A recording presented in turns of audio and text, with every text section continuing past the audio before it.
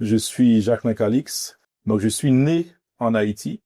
Je suis né dans une petite commune qui s'appelle l'Asile. L'Asile qui se trouve dans les Nippes. Donc, j'ai grandi à l'Asile jusqu'à l'âge de 12 ans.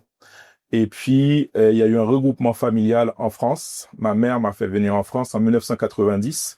Il faut savoir que j'ai vécu très heureux en Haïti. Moi, les souvenirs que j'ai d'Haïti, c'est un souvenir, c'était le paradis pour moi, Haïti. Ça l'est toujours, hein, mais malgré les difficultés, j'ai vécu, on va dire, des très belles années en Haïti. J'ai des amis de longue date que j'ai connus depuis mon enfance, que j'ai toujours en tant qu'amis.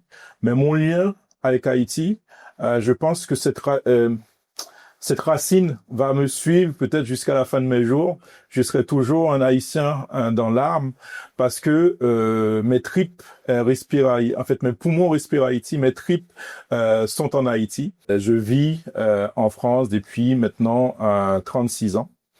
Et puis, il y a eu ce choc, ce tremblement de terre de 2010 où il y a eu une prise de conscience parce que 5 mois après, j'étais sur place en Haïti.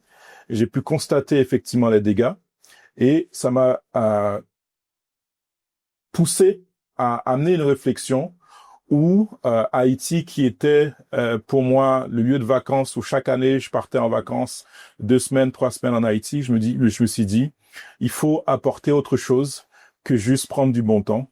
Et c'est comme ça que nous avons eu l'idée de créer Kaleos, parce que le gros souci qu'il y a eu avec le tremblement de terre, c'est la surpopulation à Port-au-Prince.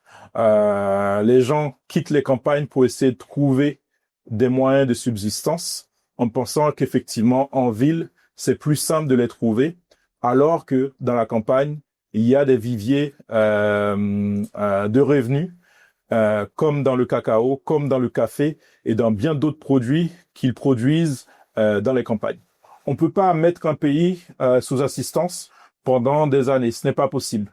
Or, ce pays a des terres fertiles, a des gens qui sont attachés à la terre, il y a des zones, notamment dans la Grand'Anse, où on peut planter quelque chose et 3 ans après, on commence à récolter du cacao.